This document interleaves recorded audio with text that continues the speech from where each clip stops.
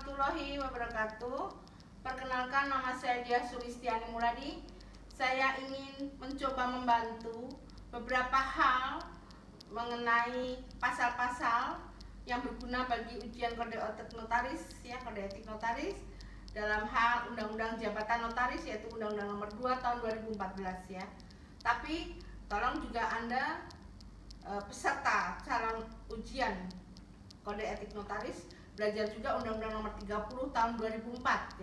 Karena tidak semua dirubah di dalam Undang-Undang Nomor 2 Tahun 2014. Pasal 1 ini Anda mengenai definisi-definisi juga tolong dihafalkan ya. Notaris, pejabat sementara notaris, notaris pengganti, organisasi notaris itu apa? Yaitu organisasi satu-satunya Ikatan Notaris Indonesia. Kemudian majelis pengarah notaris, apa yang dimaksud akta notaris, apa yang dimaksud minuta akta, salinan akta, kutipan akta, glose akta, protokol notaris itu apa, dan lain-lain. Kemudian pasal 15, kewenangan notaris, kewenangan notaris membuat akta otentik, mengenai semua perbuatan, perjanjian, dan penetapan yang diharuskan oleh peraturan perundang-undangan dan atau yang dikehendaki oleh yang berkepentingan untuk dinyatakan dalam akta otentik, menjamin kepastian tanggal pembuatan akta, menyimpan akta, memberikan glose, salinan dan kutipan akta, semuanya itu sepanjang pembuatan akta itu juga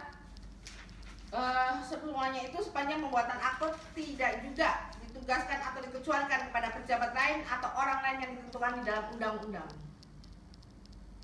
Dan beberapa kewenangan lain yaitu mengesahkan tanda tangan dan menetapkan kepastian tanggal surat di bawah tangan dengan mendaftar dalam buku khusus, membukukan surat di bawah tangan dengan mendaftarkan buku khusus, membuat kopi dari asli surat di bawah tangan berupa yang memuat uraian sebagaimana ditulis atau digambarkan dalam surat yang bersangkutan, melakukan pengesahan kecocokan fotokopi dengan surat aslinya, memberikan penyuluhan hukum sehubungan dengan pembuatan akta. Anda boleh sebagai penyuluh hukum, konsultan hukum, tetapi terhadap akta yang dibuatnya. Tidak boleh sebagai konsultan hukum atau penyuluh hukum di luar pembuatan akta.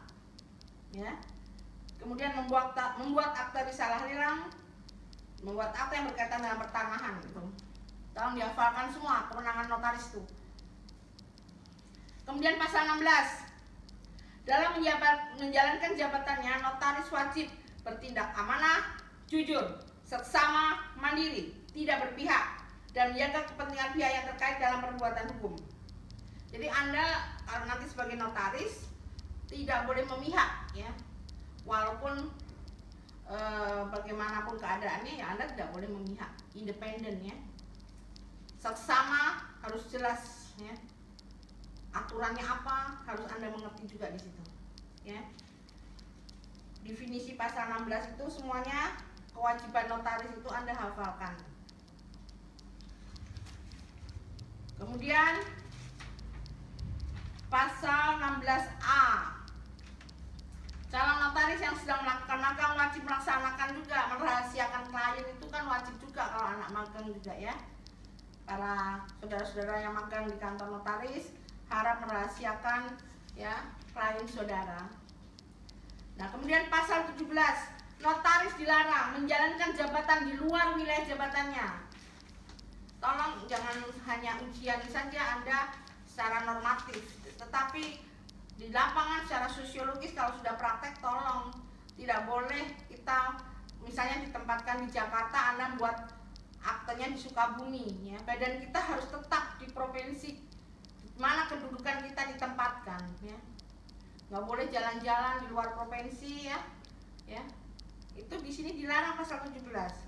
Jadi mohon juga kepada klien, kalau memang itu di luar wilayah kedudukan, tolong jangan dilakukan kecuali menggunakan SKMHT gitu. Kalau berkaitan dengan transaksi kredit, Kemudian meninggalkan wilayah jabatan lebih dari 7 hari kerja berturut-turut tanpa alasan yang sah, merangkap sebagai pegawai negeri, merangkap sebagai pejabat negara, merangkap sebagai advokat, merangkap sebagai pemimpin atau pegawai BUMN, BUMD, atau badan usaha swasta. Swasta pun tidak boleh merangkap, karena kita kalau menjalankan jabatannya harus betul-betul fokus ya. Jangan badan kita di perusahaan swasta tapi dia notaris juga ya. Tolong itu juga dihindari karena ini pasal 17 itu sudah jelas gitu kan. Merangkap jabatan sebagai pejabat pembuat akte tanah di luar tempat kedudukan notaris atau pejabat lelang kelas 2. Menjadi notaris pengganti, melakukan pekerjaan lain atau yang bertentangan dengan norma agama, kesusilaan atau kepatutan yang dapat mempengaruhi kehormatan dan martabat jabatan notaris. Ini ada sanksinya, peringatan tertulis, pemberhentian sementara, pemberhentian dengan hormat, pemberhentian dengan tidak hormat. Pasal 19. Notaris wajib mempunyai hanya satu kantor, yaitu di tempat kedudukan. Kita nggak boleh buka cabang ya, karena sudah jelas nih aturannya. Ada sanksinya juga. Kemudian pasal 38. Nah, kita harus belajar. Setiap akta terdiri dari awal akta atau kepala akta. Itu yang dimaksud itu apa? Kemudian badan akta itu apa? Akhir akta, penutup akta itu apa? Tolong, ini pasal 38. Pasal 39 ya, penghadap harus memenuhi syarat-syarat, paling rendah umurnya 18 tahun atau sudah menikah, cakap melakukan perbuatan hukum ya. Ini akte notaris ya, diaturnya di sini boleh nih 18 tahun nih. Dan beberapa hal mengenai saksi diatur. Kemudian pasal 43, akte wajib dibuat dalam bahasa Indonesia. Kemudian dalam hal penghadap tidak mengerti bahasa yang digunakan dalam akta, notaris wajib menerjemahkan atau menjelaskan isi akta dalam bahasa yang dimengerti oleh penghadap. Jika para pihak menghendaki, akte dapat dibuat dalam bahasa asing. Namun di sini notaris wajib menerjemahkannya ke dalam bahasa Indonesia ya. Apabila notaris tidak dapat menerjemahkan atau menjelaskannya, akte tersebut diterjemahkan oleh penterjemah resmi ya. Dalam hal terdapat perbedaan penafsiran terhadap isi akta, maka yang digunakan adalah akta yang berbahasa Indonesia. Jadi ini dimungkinkan juga untuk bahasa asing ya. Pasal 44 mengenai pembacaan akta ya. Nah ini tolong juga dipelajari. Kemudian pasal 48, isi akta dilarang untuk diubah, diganti, ditambah, dicoret, disisipkan, dihapus atau ditulis tindih ya. Ini aturannya udah jelas nih. Ada cara-cara kita nanti melakukan perubahan, pencoretan, penambahan, yaitu dengan renvoy ya.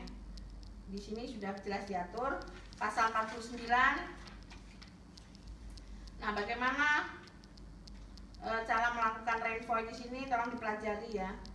Kemudian di pasal 50, jika dalam akta 50 ya, jika dalam akta perlu dilakukan pencoretan kata, huruf atau angka, pencoretan dilakukan sedemikian rupa sehingga tetap dapat dibaca sesuai dengan yang tercantum semula dan jumlah kata, huruf atau angka yang dicoret dinyatakan pada sisi kiri akta.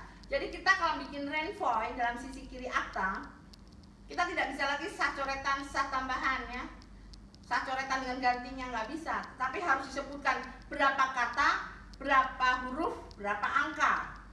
Tolong itu diperhatikan pembuatan renvoy ya.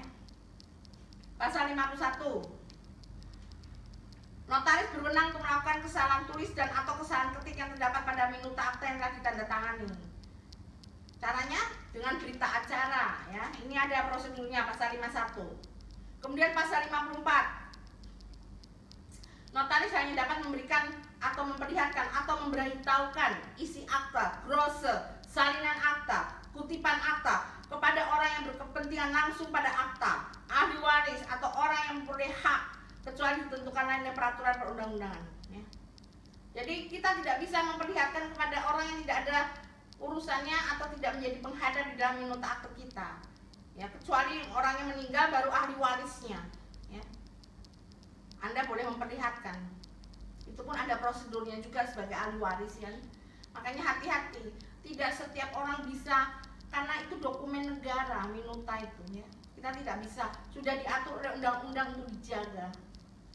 Ada sanksi-sanksinya juga, peringatan tertulis, perhentian sementara, pemberhentian dengan hormat, pemberhentian dengan tidak hormat. Pasal 67, pengawasan oleh notaris dilakukan oleh menteri ya. Jadi majelis pengawas itu 9 orang, pemerintah sebanyak 3 orang, organisasi notaris 3 orang, ahli akte akademisi sebanyak 3 orang. Ya. Tolong itu juga diperhatikan. Kemudian karena frase pasal 66 mengenai kewenangan MPD itu sudah dicabut oleh MK, maka Anda harus belajar mengenai Peraturan Menteri Keuangan, Peraturan Menteri Hukum dan HAM, Permenkumham nomor 7 tahun 2016 mengenai Majelis Kehormatan Notaris ya. Di situ nanti Majelis Kehormatan Pusat itu unsurnya siapa saja, berapa orang, kemudian Majelis Pengawas Wilayah itu unsurnya berapa orang ya, unsurnya apa saja dan berapa orang. Itu diatur, jangan lupa Permenkumham nomor 7 tahun 2016. Kemudian pasal 82, notaris berhimpun dalam suatu wadah organisasi notaris. Jadi kalau Anda belajar juga lihat pasalnya. Oh, dasar hukumnya pasal ini. Oh, dasar hukumnya pasal ini. Wadah organisasi notaris sebagaimana dimaksud pada ayat 1 adalah Ikatan Notaris Indonesia. Ya. Nah, ini ada beberapa hal yang harus diperhatikan ya. Boleh atau tidak kita mempunyai kantor cabang di tempat lain kedudukan? Dasar hukumnya apa? Tadi sudah jelas ya. Kita tidak boleh mempunyai kantor cabang. Nah, dasar hukumnya yang tadi sudah saya sebutkan, tolong dipelajari. Boleh atau tidak kita merangkap sebagai konsultan hukum? Nah, konsultan hukumnya bagaimana? Ya sepanjang pembuatan akte kita ya. Tapi di luar itu kita kan tidak boleh. Boleh atau tidak membuat akta dengan bahasa asing? Nah, tadi sudah ada prosedurnya ya di pasal 43 Undang-Undang Jabatan Notaris Undang-Undang Nomor 2 tahun 2014 ya. Nah, prosedurnya bagaimana bahasa asing itu? Apakah membubuhkan sidik jari pengadaan sifatnya wajib? Yaitu pasal 16 ayat 1C. Pasal 16 ayat 1C kita sifatnya wajib. Kalau sudah dituangkan di dalam undang-undang sifatnya segera dan harus dilaksanakan. Walaupun peraturannya PP-nya belum jalan. Makanya belum ada keseragaman. Ada yang pakai sidik jarinya pakai jempol kanan, ada yang pakai jempol kiri, bahkan 10 jari ada, bahkan 20 jari ada. Ya. Kalau kemarin itu saya mengadopsinya yang dari Barreskrim katanya 10 jari. Karena setelah kita mengadakan seminar itu Barreskrim menyatakan 10 jari. Tapi ada teman kita juga yang menggunakan sidik jarinya jempol kanan, ada yang jempol kiri. Tidak ada keseragaman karena sampai hari ini PP-nya tidak ada. Tapi untuk tidak melaksanakan alasannya PP tidak ada, tidak bisa. Karena begitu dituangkan sifatnya harus dilaksanakan. Kemudian apakah wadah organisasi notaris satu-satunya di Indonesia? Yaitu Ikatan Notaris Indonesia. Jadi kalau ada organisasi notaris yang lain di undang-undang nggak ada ya. Jadi undang-undang itu harus dipatuhi ya. Bagaimana prosedur apabila ada kesalahan ketik pada minuta akte notaris? Tadi juga sudah saya sebutkan di atas ya. Bagaimana apabila saudara diangkat sebagai notaris yang berbeda penempatan dengan PPAT? Apa? Kalau penempatannya berbeda ini apa yang saudara lakukan ya? Karena kalau penempatannya berbeda itu salah satu harus dikalahkan di sini. Kita sudah PPAT di sini, kemudian di Jakarta, kemudian notarisnya di Sukabumi, itu kan nggak boleh. Nanti akte yang kita buat itu dapat merugikan masyarakat kalau ternyata ada cacat hukumnya. Apakah boleh minuta akte yang saudara buat diletakkan di dalam kardus? Minuta itu adalah dokumen negara dan merupakan bagian dari protokol notaris. Tadi kan sudah ada kewajiban pemegang protokol, kewajiban kita sebagai notaris ya terhadap minuta akte ya, mengenai protokol notaris itu. Bagaimana penyimpanan protokol notaris yang benar? Nah, itu juga dipelajari ya. Bagaimana cara merubah, menambah, menyisipkan kata atau kalimat dalam suatu minuta akta? Boleh atau tidak akta yang kita buat selaku notaris dibacakan oleh karyawan saudara? Nah, karena kesibukan, mungkin dia bisa menyuruh karyawan untuk tanda tangan di bank A, karyawan di bank C ya, atau di klien kita ya. Selagi tidak ada masalah, Anda bilang, oh nggak ada masalah. Memang, tapi kan kita tidak tahu, hidup itu tidak bisa berjudi ya.